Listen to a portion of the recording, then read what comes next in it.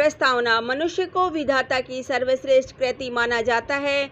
सवाल ये उठता है कि समस्त प्राणी जगत ही सर्वश्रेष्ठ क्यों है। इस सवाल का सरल और सीधा उत्तर यही है कि मनुष्य अपनी कुछ विशेषताओं के कारण मनुष्योत्तर प्राणियों से भिन्न है। चरित्र बल, विवेकशीलता तथा अनुशासन आदि ही मनुष्य की वे विशेषताएं हैं जिसे रहित होने पर मनुष्य सींग पूंछ से युक्त पशुओं में कोई अंतर नहीं रह जाता। आहार, निद्रा, भय तथा मैथुन आदि प्रवृत्तियां तो पशुओं और मनुष्य दोनों में ही समान रूप में पाई जाती है, लेकिन मनुष्य अपनी विवेक, अनुशासन तथा चरित्र आदि विशेषताओं के कारण पशु जगत से भिन्न हो जाता है। मनुष्य की सभी विशेषताओं में अनुशासन का प्रमुख महत्व है। इसके अभाव में मनुष्य पशु से भी निम्न कोटि का हो जाता है। प्रकृति में अनुशासन। संसार में सभी और किसी न किसी प्रकार का अनुशासन देखने में आता है। लघुतम चींटियों को पंक्तिबद्ध चलता देखकर अनुशासन का ही ध्यान आ जाता है। पक्षीगण नीले आकाश में मलकर रूप में विहार करते हैं। सूर्य, चंद्र, नक्षत्र आदि का उदयास्त भी अनुशासन के महत्व को ही सिद्ध करता है। इसी बात को प्रसाद जी ने इस प्रकार शब्दबद्ध किया है। सिर नीचा कर जिसकी सत्ता सब करते स्वीकार, यहाँ मौन भाव से प्रवचन करते जिसका वह अस्तित्व कहाँ। कहने का अभिप्राय यह है कि यह संपूर्ण दृश्यमान जगत किसी न किसी अनुशासन में बंधा हुआ चल रहा है। जब कभी अनुशासन भंग होता है तभी समस्याओं का आरंभ हो जाता है।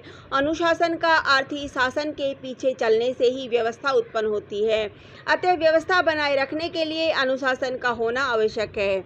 आधार। यूँ तो अनुशासन की प्रथम पाठशाला घर से ही होता है, लेकिन सामाजिक अनुशासन का पाठ तत्व शिक्षा संस्थान में ही पढ़ता है।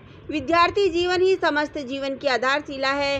प्राचीन व्यवस्था में विद्यार्थी जीवन को ब्रह्मचार्य आश्रम की संज्ञा दी गई है। प्राचीन व्यवस्था में शिष्य गुरुकुलों में रहकर अनुशासित जीवन व्यतीत करता हुआ ज्ञान प्राप्त करता था। छात्र चाहे राज परिवार का हो चाहे किसी साधारण परिवार का, सभी को गुरुकुल का अनुशासन समान रूप से स्वीकार करना पड़ता था। विद्या अध्ययन के उपरांत छात्र एक गुण संपन्न अनुशासित नागरिक बनकर समाज में प्रवेश करता था। समस्या। वर्तमान युग में अनुशासनहीनता एक बड़ी समस्या के रूप में उभरी है। भारतवर्ष में तो आज़ादी के 70 वर्षों में यह समस्या इतना भयंकर रूप धारण कर गई है कि माता पिता तथा राजनीतिक, सामाजिक, धार्मिक तथा आर्थिक क्षेत्रों में अनुशासन व्याप्त हो गया है। देश के कर्णधार चुनाव जीतकर एक दिन में कई बार दल बदलते हैं। व्यापारी मनचाहा मुनाफा कमाए। कैसा अनुशासन और किसका अनुशासन? जिसे देखो वह एक ही स्वर में अनुशासनहीनता का सारा दोष आज छात्रों के माथे मरने पर तुला है। कोई इनकी समस्याओं में झांकने को तैयार नहीं है। कारण इनमें कोई संदेह नहीं है कि आज का हाल अध्ययन से विरत है, लेकिन इस विरक्ति के कारण भी होने चाहिए। यदि हम ध्यानपूर्वक देखें तो पता चलेगा कि ऐसे अनेक कारण हैं जिनसे कि हमारा छात्र वर्ग पढ़ाई छोड़कर अनुशासनहीनता की ओर बढ़ रहा है। इन कारणों में से कुछ इस प्रकार है। आधुनिक शिक्षा पद्धति। छात्रों में अनुशासनहीनता का एक प्रमुख कारण है पुस्तकीय ज्ञान पर आधारित आधुनिक शिक्षा पद्धति। छात्र को बेकारी की भीड़ में ले जाकर खड़ा कर देती है। जब उसे नौकरी नहीं मिलती है तो वह हर प्रकार के अनुशासन को तोड़कर तोड़फोड़ जैसे कार्यों में प्रवृत्त हो जाते हैं। शिक्षा संस्थाओं में उपयुक्त वातावरण का अभाव। छात्रों में व्याप्त अनुशासनहीनता का एक कारण ये भी है कि आजकल शिक्षा संस्थाएं राजनीति के अखाड़े बन गई है। वहाँ निष्ठावान और चरित्रवान शिक्षकों की कमी रहती है।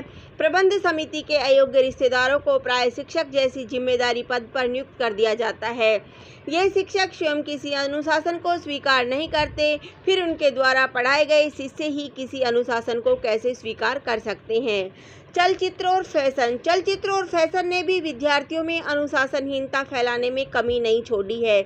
चलचित्र की भोंडी और विषैली दृश्यावलियों ने हमारे छात्रों की मानसिकता को छिन्न बनाकर रख दिया है। फैशन ने अनुशासनहीनता को बढ़ाने में आग में घी वाला काम किया है। आज का छात्र फैशन में इतना फंस गया है कि अपने मुख्य लक्ष्य ज्ञानार्जन को भी भूल गया है। राजनीतिक दल भी अनुशासनहीनता को बढ़ावा देने वाले मुख्य स्रोत हैं। इन दलों के नेता कोमल मन वाले छात्रों को भड़काकर अपना स्वार्थ सिद्ध करते हैं। जब ये नेता कुर्सी पर होते हैं तो कहते हैं कि छात्रों को राजनीति से दूर रहकर अनुशासित जीवन व्यतीत करना चाहिए, लेकिन जब कुर्सी से अलग होते हैं तो उन्हें राजनीति के दलदल में फंसने की सलाह देते हैं। अनुशासनहीनता का समाधान। निरंतर बढ़ती हुई अनुशासनहीनता को देखकर ही नेहरू जी ने कहा कि छात्रों में जो अतिरिक्त शक्ति है, यदि दूसरे साधनों की ओर मोड़ दिया जाए तो अनुशासनहीनता की समस्या सुलझ सकती है। डॉक्टर राजेंद्र प्रसाद ने भी विद्यार्थियों को अनुशासित बनने का सुझाव दिया था। छात्रों में व्याप्त अनुशासनहीनता को दूर करने के लिए यह भी आवश्यक है कि मैकाले की शिक्षा पद्धति के स्थान पर ऐसी शिक्षा पद्धति का विकास किया जाए जो छात्रों को व्यवसाय कुशल बना सके। शिक्षा व्यवस्थाओं में व्याप्त वातावरण को सुधारने की दिशा में ठोस प्रयत्न किए जाने चाहिए।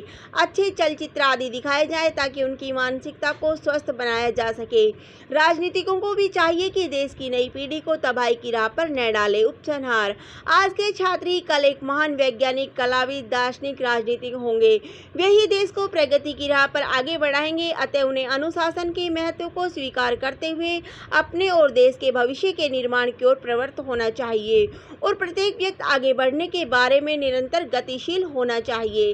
धन्यवाद। जय हिंद, जय भारत।